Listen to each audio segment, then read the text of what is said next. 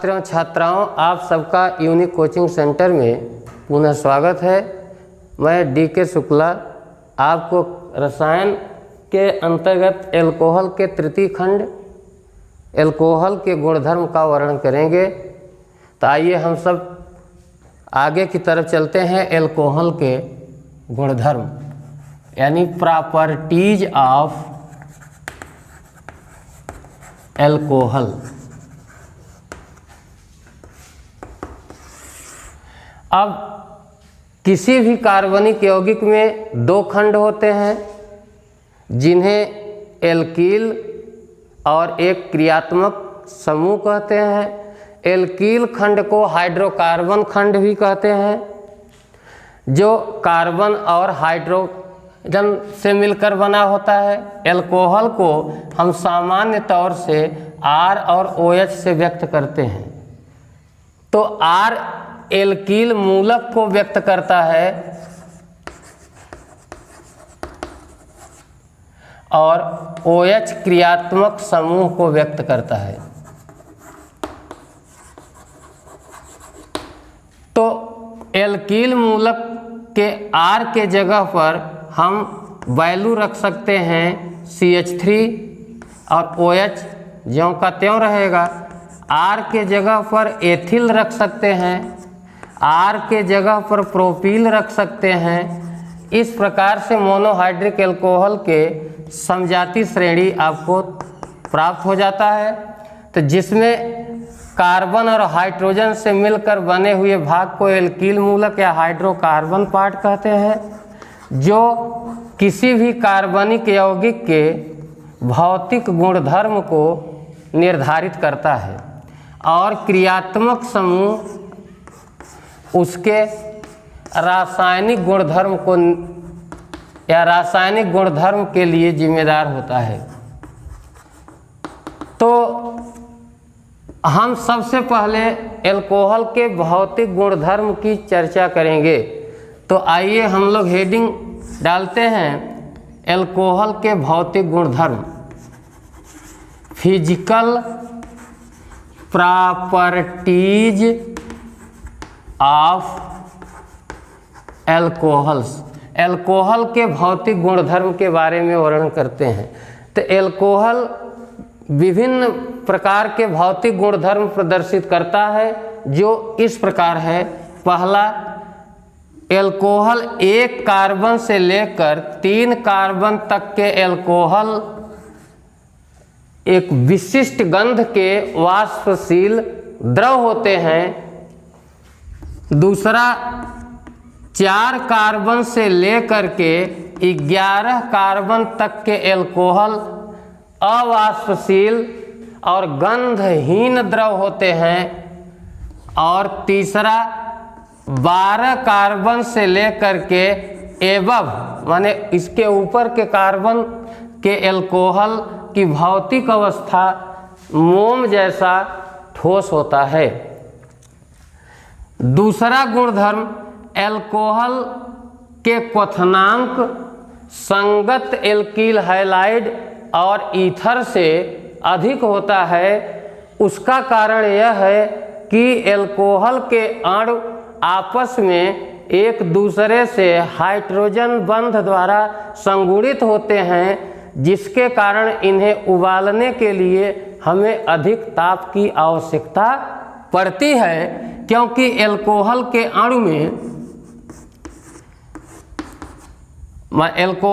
अणु में हाइड्रोजन और ऑक्सीजन की विद्युत ऋणात्मकता में काफ़ी अंतर होने के कारण ऑक्सीजन पर आंशिक ऋणावेश और हाइड्रोजन पर आंशिक धनावेश हो जाता है, जिसके कारण एल्कोहल के अणु अंतरा अणुक हाइड्रोजन बंध के द्वारा इनके अणु संगुणित हो जाते हैं या एक दूसरे के पास आ जाते हैं, और पास आ जाने के कारण इनकी भौतिक अवस्था द्रव हो जाती है और इनके क्वथनांक भी अधिक हो जाते हैं। जैसे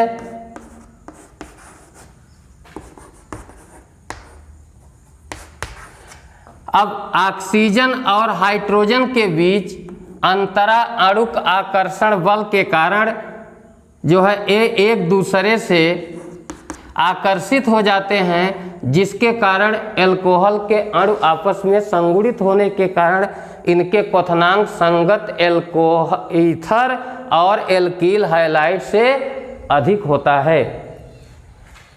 तीसरा गुणधर्म, एल्कोहल के निम्नतर सदस्य जल में घुलनशील होते हैं, क्योंकि एल्कोहल का अणु जल के अणु के साथ अंतरा अणुक हाइड्रोजन बंध बना लेता है, जिसके कारण एल्कोहल के निम्नतर सदस्य जल में आसानी से घुल जाते हैं।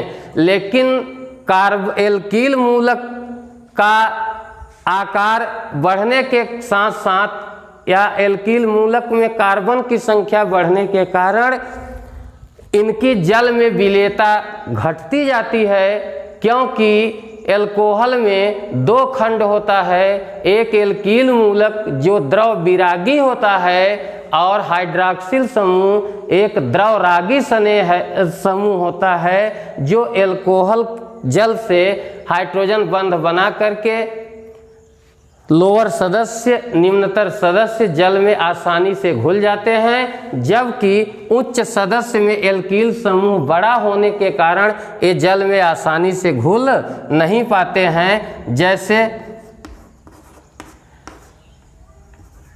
R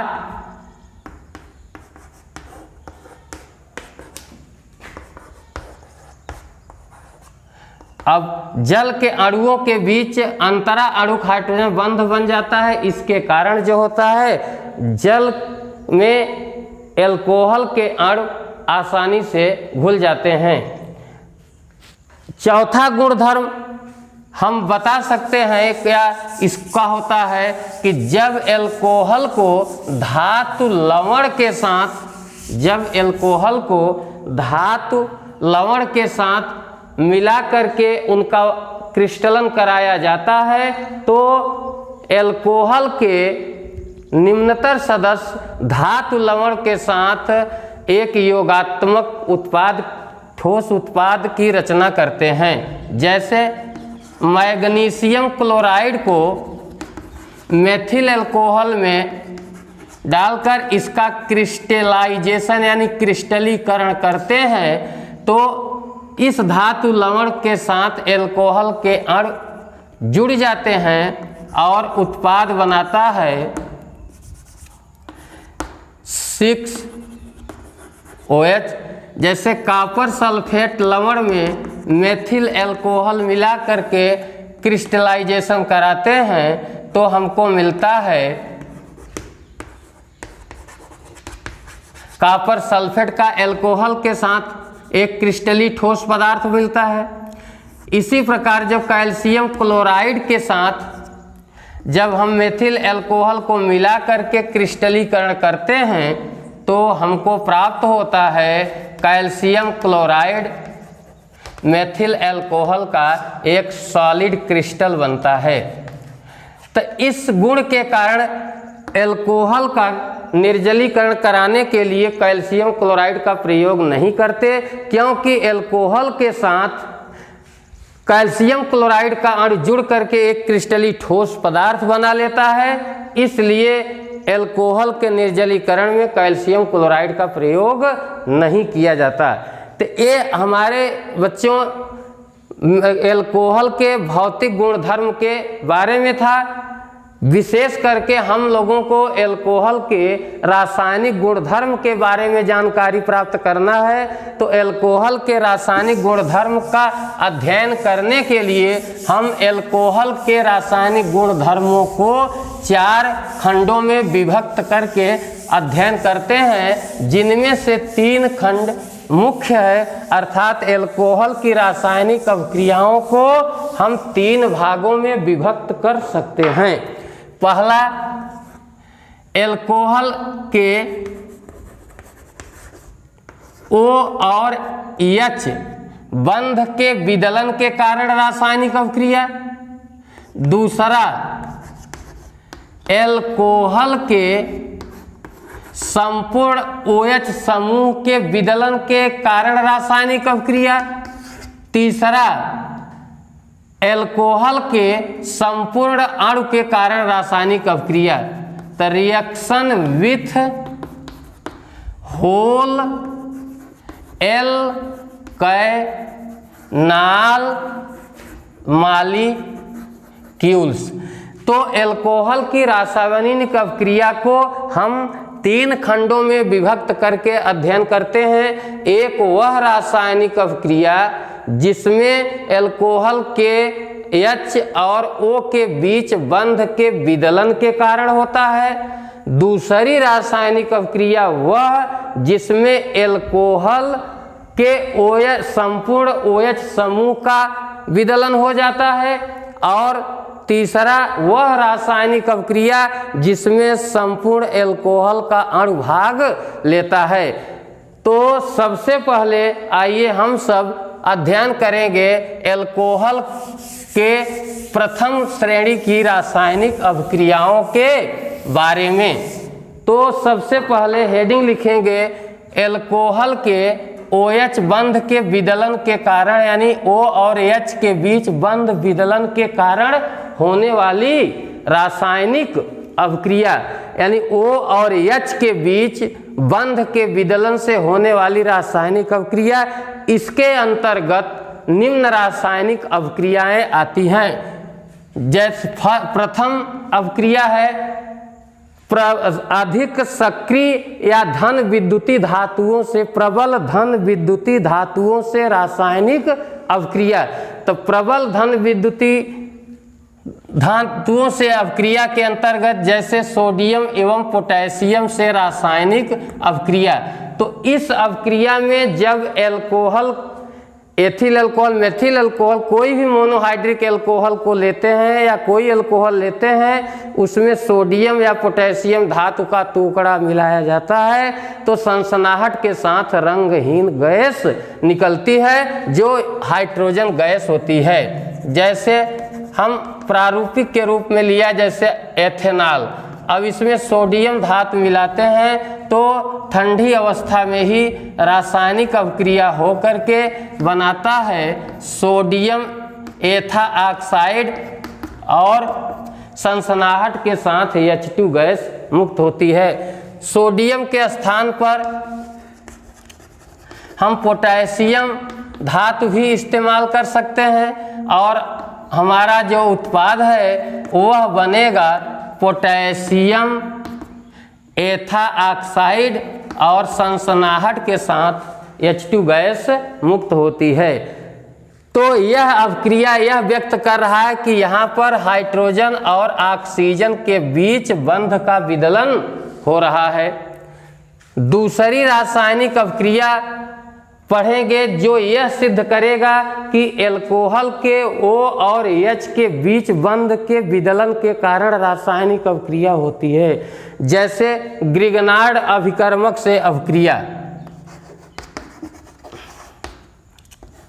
RMgX, और यहाँ पर हमने ले लिया जैसे मान लीजिए मेथिल अल्कोहल लिया। अब यहाँ से H ये सक्रिय हाइड्रोजन होता है। जब हाइड्रोजन परमाणु किसी ऋण विद्युतीय परमाणु से जुड़ा होता है तो वह हाइड्रोजन सक्रिय हाइड्रोजन होता है। तो यह यहाँ से H और यहाँ से R माने A minus A plus A minus A plus.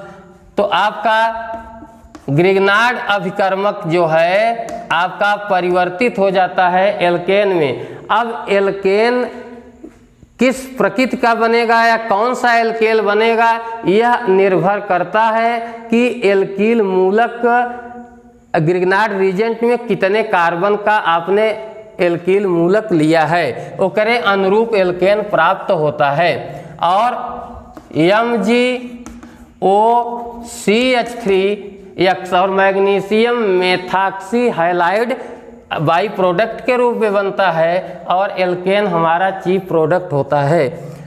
अब R के जगह पर जैसे मान लीजिए हमको ईथेन बनाना है तो R के जगह पर हम ले लेते हैं एथिल मैग्नीशियम ब्रोमाइड और एथिल अल्कोहल से क्रिया कराते हैं तो एल्कोहल का हाइड्रोजन एल्कील ग्रिग्नार्ड अभिकर्मक के एल्कील मूलक से जुड़ करके जो है हमारा एल्केन उत्पन्न करता है और magnesium ethoxy bromide as a by product और एल्केन का द्वितीय सदस्य ईथेन प्राप्त होता है। तो कौन सा एल्केन प्राप्त होगा? यह ग्रिग्नार्ड अभिकर्मक के एल्कील मूलक पर प्रकृति पर निर्भर करता है। तो इस अभिक्रिया में भी एल्कोहल का H और O के बीच बंध का विदलन प्रदर्शित करता है। तीसरी अभिक्रिया भी यह साबित करती है, जैसे एस्टेरीकरण। तो बच्चों एस्टेरीकरण में क्या होता है कि जब कार्बोक्जिलिक अम्ल का एल्कोहल के साथ सांद्र सल्फ्यूरिक अम्ल के उपस्थिति में कराया जाता है तो एस्टर बनता है और एस्टर के बनने की इस क्रिया को एस्टेरीकरण कहते हैं। अब इसमें जो है जैसे हम कोई भी मोनोकार्बोक्जिलिक अम्ल ले लिया, एसिटिक एसिड और एथिल अल्कोहल और डिहाइड्रेटिंग एजेंट के रूप में प्रयोग कर लिया हमने सांद्र सल्फ्यूरिक एसिड, मिलाकर गर्म करते हैं तो कार्बोक्जिलिक एसिटिक अम्ल कार्बोक्जिलिक समूह का OH और एल्कोहल समूह का H परस्पर आपस में मिलकर जल के अणु के निष्कासन के उपरांत हमारा बन जाता है एस्टर और इस एस्टर का नाम है एथिल एसीटेट। इस एस्टर का जो गंध होता है पके फल जैसी होती है, फ्रूटी स्मेल होती है। तो फ्रूटी स्मेल के कारण हम इस अभिक्रिया का उपयोग एथिल अल्कोहल के पहचान में भी कर सकते हैं। इस पूरी प्रक्रिया को हम एस्टेरीकरण कहते हैं, अर्थात कार्बोक्जिलिक अम्ल की क्रिया जब मोनोहाइड्रिक अल्कोहल के साथ सांद्र सल्फ्यूरिक अम्ल के उपस्थिति में कराते हैं तो जल के निष्कासन के उपरांत एस्टर बनता है। एस्टर के बनने के कारण इस अभिक्रिया को हम एस्टेरीकरण कहते हैं और इस अभिक्रिया में एथिल एसीटेट बन रहा है जिसकी गंध पके फल जैसी होती है। तो पके फल जैसी गंध होने के नाते इस अभिक्रिया का उपयोग हम इथेनॉल के परीक्षण में भी कर सकते हैं। यदि सांद्र सल्फ्यूरिक अम्ल के स्थान पर HCl गैस का प्रयोग किया जाता है एस्टेरीकरण की क्रिया में, एथिल अल्कोहल और ड्राई HCl गैस प्रयोग करते हैं एस्टर के निर्माण में, तो इस अभिक्रिया को फिशर स्फीयर अभिक्रिया कहते हैं। फिशर स्फीयर अभिक्रिया का नाम दिया जाता है जब हम कार्बोक्जिलिक अम्ल का एल्कोहल की क्रिया से एस्टर बनाते हैं और उसमें प्रयुक्त किया गया डिहाइड्रेटिंग एजेंट ड्राई HCl होता है, तब उस अभिक्रिया को हम फिशर स्फीयर अभिक्रिया कहते हैं। तो इस प्रकार से इन अभिक्रियाओं में यह स्पष्ट आपको दिख रहा है कि अभिक्रिया में एल्कोहल के OH के बीच बंध का विदलन हो रहा है। इसलिए इस अभिक्रिया को हम जो है OH और H के बीच बंध विदलन की अभिक्रिया कहेंगे। जैसे इसके अंतर्गत चौथी अभिक्रिया भी पढ़ सकते हैं, एसिटिलीकरण, एसिटिलेशन। तो एसिटिलेशन बच्चों क्या है कि जब एसिटिल क्लोराइड की क्रिया एल्कोहल एथिल अल्कोहल से कराया जाता है तो HCl निकलने के उपरांत भी हमें एस्टर प्राप्त होता है और इस एस्टर बनने में एल्कोहल का OH के बीच बंध का विदलन प्रमाणित करता है या सिद्ध करता है। जैसे एसिटिल क्लोराइड ले लिया, और एथिल अल्कोहल के बीच क्रिया कराते हैं तो एसिटिल क्लोराइड का H और OH के बीच H परस्पर क्रिया करके आपका बना देता है एथिल एसीटेट। तो इस अभिक्रिया को एसिटिलीकरण कहते हैं क्योंकि अल्कोहल के अणु में एसिटिल समूह का समावेश हो जाता है, इसलिए इस अभिक्रिया का नाम कर दिया गया एसिटिलीकरण कहते हैं। अब चौथा हम लोग पढ़ सकते हैं बेंजोइलीकरण, बेंजोइलेशन रिएक्शन। तो बच्चों बेंजोइलेशन क्या होगा, जैसा कि नाम ही से स्पष्ट है, जैसे एसिटिलेशन में आपने एसिल क्लोराइड लिया, उसी तरह से आप इस अभिक्रिया में बेंजोइल क्लोराइड का एसिटिल क्लोराइड के स्थान पर बेंजोइल क्लोराइड का प्रयोग अगर करते हैं तो हमें बेंजोइल का माने बेंजोइक अम्ल का एस्टर प्राप्त होगा, इसलिए इस अभिक्रिया को हम बेंजोइलीकरण कहते हैं। जैसे अब C6H5COCl ये आपका प्रोडक्ट है, ये आपका पदार्थ है बेंजोइल क्लोराइड। अब इसकी क्रिया हम एथिल अल्कोहल से कराते हैं तो बेंजोइल क्लोराइड का Cl इसको हम इस तरह से भी दर्शा सकते हैं। तो क्लोरीन की ऋणात्मकता अधिक होने के नाते यहाँ से जो है बांड का हेटेरोलिटिक विदलन होगा और H यहाँ से बांड विदलन हुआ तो H और Cl मिल करके आपका बन जाता है HCl और बचे हुए समूहों को परस्पर आपस में जोड़ दीजिए तो हमारा बन जाता है एथिल बेंजोएट। एथिल बेंजोएट यह एक एरोमेटिक एस्टर होता है और इसको सबसे पहले साटन बॉमन ने बनाया था, इसलिए इसे साटन बॉमन अभिक्रिया भी कहते हैं।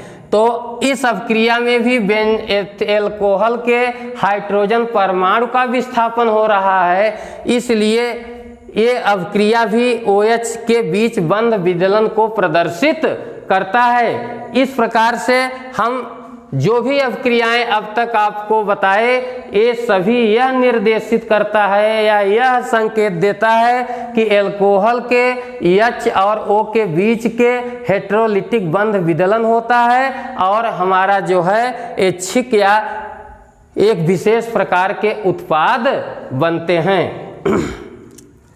अब हम लोग पढ़ेंगे बच्चों दूसरे प्रकार के अभिक्रिया, वह अभिक्रिया जिसमें हमारा OH समूह संपूर्ण OH समूह माने एल्कील मूलक और अल्कोहल के OH के बीच बंध का विदलन होता है।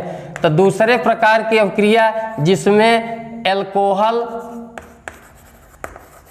के OH संपूर्ण पूरे समूह का विदलन होता है तो संपूर्ण OH के साथ एक के कारण होने वाली रासायनिक अभिक्रिया, अल्कोहल के OH समूह के कारण होने वाली रासायनिक अभिक्रिया। तो इसके अंतर्गत निम्न रासायनिक अभिक्रियाएं आती हैं। जैसे प्रथम अभिक्रिया है फास्फोरस ट्राइक्लोराइड या फास्फोरस पेंटाक्लोराइड से अभिक्रिया। तो पहली अभिक्रिया हम लोग पढ़ेंगे वह अभिक्रिया जिसमें अल्कोहल का संपूर्ण OH समूह विस्थापित हो जाता है और उसके जगह पर एक नया समूह आ जाता है। तो इसके अंतर्गत पहला अभिक्रिया लिया फास्फोरस ट्राइक्लोराइड या फास्फोरस पेंटाक्लोराइड। जैसे एथिल अल्कोहल की क्रिया PCl3 से कराते हैं तो यहाँ से H और 3 का गुणा कर दो तो यहाँ से 3 OH ले लो और यहाँ से एक P ले लिया तो H3PO3 हो जाता है। अब यहाँ से एक बांड टूटा तो एक Cl ले आकर रख दो तो आपका हो जाता है CH3CH2Cl। अब 3 मोल लिए जाने के नाते अल्कोहल 3 का गुणा कर दिया तो हमारा प्रोडक्ट बन गया क्लोरोईथेन। तो इस अभिक्रिया में आपको स्पष्ट दिख रहा है कि अल्कोहल का संपूर्ण OH समूह ही विघटित या अपघटित हो रहा है। जैसे PCl5 से भी अभिक्रिया करा सकते हैं, यह भी जो है OH समूह को विस्थापित करता है। तो जैसे यहाँ से H और यहाँ से एक Cl लिया, HClO इसको दे दिया जाता है तो बन गया POCl3। अब एक Cl बचा, OH का जगह लेता है तो फिर प्रोडक्ट आपका बन जाता है क्लोरोइथेन। तो इसका मतलब PCl3 भी ले सकते हैं, PBr3 भी ले सकते हैं, PI3 भी ले सकते हैं, PCl5 भी ले सकते हैं, PBr5 भी ले सकते हैं, लेकिन PI5 अस्थाई न होने के कारण इसका रिएक्शन संभव नहीं है। लेकिन एक बात आप लोग बच्चों ध्यान रखना कि जब हम अल्कोहल की क्रिया लाल फास्फोरस के उपस्थिति में करा देते हैं तो अल्कोहल का अपचयन हो जाएगा। और अपचयन का अर्थ होता है कि किसी भी पदार्थ में हाइड्रोजन का जुड़ना और ऋण विद्युतीय तत्व का निकलना, ये हमारा अपचयन प्रक्रिया को निर्देशित करता है या इंगित करता है। तो दूसरी अभिक्रिया हम लोग पढ़ेंगे जो ये प्रमाणित करेगा कि अल्कोहल के OH समूह का पूर्ण रूपेण विदलन हो जाता है। जैसे H हाइलोजन अम्ल से अभिक्रिया, हाइलोजन, तो हाइलोजन अम्ल के अंतर्गत आप HX लिखते हो, इसमें HCl आता है, HBr आता है और HI आता है। तो कोई भी हाइलोजन एसिड से कराएंगे, इसमें निर्जली कारक के रूप में जिंक क्लोराइड का प्रयोग करेंगे।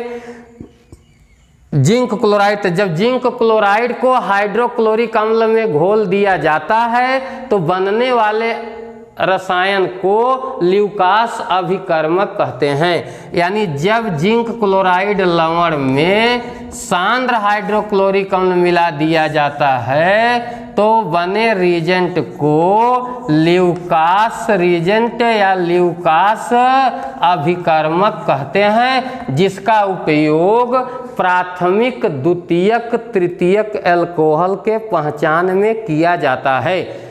पहचान इस तरह से है कि अगर परख नली में, अब ऐसे समझ लो 3 परख नली ले लीजिए और तीनों परख नलियों में आप अलग अलग अल्कोहल ले लीजिए। 1 डिग्री अल्कोहल माने प्राइमरी अल्कोहल, 2 डिग्री अल्कोहल माने द्वितीयक अल्कोहल, 3 डिग्री अल्कोहल माने तृतीयक अल्कोहल ले लीजिए और ले करके इसमें ल्यूकास रिएजेंट को बारी बारी से तीनों परख नलियों में मिलाइए। जिस परख नली में तुरंत टर्बिडिटी या धुंधलापन हो जाता है एथिल अल्कोहल का, यानी जिस परख नली का अल्कोहल तुरंत धुंधला हो जाता है तो समझ लीजिए कि दिया गया अल्कोहल तृतीयक है। अगर 5 मिनट बाद धुंधला होता है तो जान लीजिए द्वितीयक अल्कोहल है। और अगर विलयन को धुंधला होने में आधे घंटे से ज़्यादा का समय लगता है तो समझ लीजिए दिया गया अल्कोहल तृतीयक अल्कोहल होता है। इस प्रकार से हम ल्यूकास अभिकर्मक का प्रयोग प्राथमिक, द्वितीयक, तृतीयक अल्कोहल में विभेद करने के लिए भी कर सकते हैं, यानी किया जाता है। तो अल्कोहल के परीक्षण में ल्यूकास रिएजेंट का प्रयोग करते हैं और ल्यूकास रिएजेंट जिंक क्लोराइड के लवण को सांद्र हाइड्रोक्लोरिक अम्ल में घोलने के बाद बने अभिकर्मक को ल्यूकास रिएजेंट कहेंगे, क्योंकि खोजकर्ता के नाम पर after the name of discoverer it named as Lucas reagents. It is used for the identification of primary, secondary and tertiary alcohol and this reagent can also be used for the identification or for the justification of cleavage of OH group in the alcohol। तो halogen acid से reaction करने पर भी जब हम HCl से क्रिया कराते हैं जिंक क्लोराइड के साथ मिलाकर तो इसका OH और हाइलोजन अम्ल का H परस्पर मिल करके H2 O बना देता है और हमारा प्रोडक्ट बन जाता है एथिल क्लोराइड। अगर हम द्वितीयक एल्कोहल लेते हैं तो द्वितीयक एल्कोहल वह एल्कोहल होता है जिसमें OH क्रियात्मक समूह जिस कार्बन से जुड़ा हो, यदि उसकी दो वैलेंसी दो कार्बन से जुड़ी होती है तो उसे हम द्वितीयक एल्कोहल कहते हैं। अब द्वितीयक एल्कोहल में भी हम जिंक ल्यूकास अभिकर्मक मिलाते हैं तो हीट करे न करने की जरूरत नहीं हो, तो मिलाते ही विलयन में धुंधलापन आ जाएगा तो हमारा रिएक्शन अपने आप निर्देशित करेगा। तो OH और H मिलकर के बन गया H2O और Cl यहाँ आ गया, बांड यहाँ से टूट जाता है तो हमारा प्रोडक्ट बन जाता है आपका आइसोप्रोपिल क्लोराइड बन जाता है या 2 डिग्री एल्किल हैलाइड बन जाता है। इस प्रकार से हम तृतीयक एल्कोहल भी लेकर के उसमें ल्यूकास अभिकर्मक का प्रयोग करते हैं तो जो है आपका तृतीयक एल्किल हैलाइड तुरंत बन जाता है। इस प्रकार हम देख रहे हैं कि इस अभिक्रिया में OH समूह का पूर्ण रूपेण विदलन हो जा रहा है और यहाँ विदलन हाइड्रोजन अम्ल के कारण हुआ और हाइड्रोजन अम्ल को किसमें घोला, जिंक क्लोराइड में घोला और इस अभिक्रिया को निर्देशित करने के लिए ल्यूकास ने सबसे पहले प्रयोग किया, इसलिए उन्हीं के नाम पर इसे ल्यूकास अभिकर्मक की कहा। और ल्यूकास अभिकर्मक का रिजेंट का जो उपयोग होता है वो प्राथमिक द्वितीयक और तृतीयक एल्कोहल के विभेद में किया जाता है। इस प्रकार से हम ये देख रहे हैं कि इन अभिक्रियाओं में OH समूह का विस्थापन हो रहा है। इस प्रकार हमने जो अभिक्रियाएं अब तक बताया वो आपके OH समूह के पूर्ण विदलन के कारण रासायनिक अभिक्रिया हुआ। सबसे इम्पॉर्टेंट रिएक्शन एल्कोहल का OH समूह के विदलन का सबसे महत्वपूर्ण रिएक्शन है एल्कोहल का जो है निर्जलीकरण। तो हम लोग पढ़ेंगे एल्कोहल का निर्जलीकरण। तो डिहाइड्रेशन ऑफ इथेनॉल, एल्कोहल का इथेनॉल का निर्जलीकरण। तो डी माने होता है निकलना, निष्कासन, और हाइड्रेट माने ग्रीक भाषा में हाइड्रेट माने होता है जल।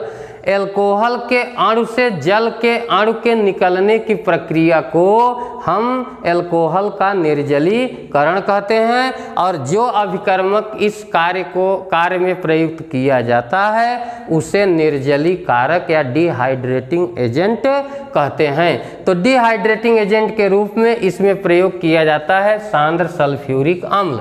तो इथेनॉल का निर्जलीकरण जब हम कराते हैं सांद्र सल्फ्यूरिक अम्ल के उपस्थिति में तो 160 से 170 डिग्री C के बीच, तो यहाँ से OH और इस कार्बन से H मिलकर H2O, तो एक बांड यहाँ विदलित हो रहा है और एक बांड सिग्मा का विदलन यहाँ हो रहा है। तो दो संलग्न कार्बनों से एक एक सिग्मा बंध विदलन के कारण एक पाई बंध बन जाता है, जिसके कारण कार्बन के बीच द्विबंध आ जाता है और इथिलीन गैस बन जाती है। तो इस क्रिया में एल्कोहल के अणु से जल का अणु निष्कासित हो रहा है, इसलिए इसे हम एल्कोहल का निर्जलीकरण कहते हैं। और इस अभिक्रिया में एल्कोहल का संपूर्ण अणु भाग लेता है, इसलिए इसे हम जो है तीसरे वैरायटी के या तीसरे प्रकार की रासायनिक अभिक्रिया की श्रेणी में रख सकते हैं। अब हम पढ़ेंगे कि एल्कोहल का निर्जलीकरण कैसे होता है, मैकेनिज्म पढ़ेंगे, क्योंकि बच्चों परीक्षा में यूपी बोर्ड में या किसी भी बोर्ड के एग्जाम में जो है एल्कोहल के निर्जलीकरण की क्रियाविधि अवश्य पूछता है या प्रायः पूछा जाता रहता है, इसलिए इसके क्रियाविधि के बारे में भी आप जानकारी प्राप्त कर लीजिए। तो अब हेडिंग डालेंगे एल्कोहल का निर्जलीकरण, mechanism of dehydration of ethanol. Ethanol के निर्जलीकरण की क्रिया विधि। तो इसकी क्रिया विधि में सबसे पहले शांत सल्फ्यूरिक अम्ल वियोजित हो करके प्रोटॉन यानी H+ प्रदान करता है। तो ब्रांस्टेड एंड लोरी के शब्दों में जो पदार्थ प्रोटॉन दाता का काम करता है वह अम्ल कहलाता है और जो प्रोटॉन को ग्रहण करता है वो क्षार कहलाता है।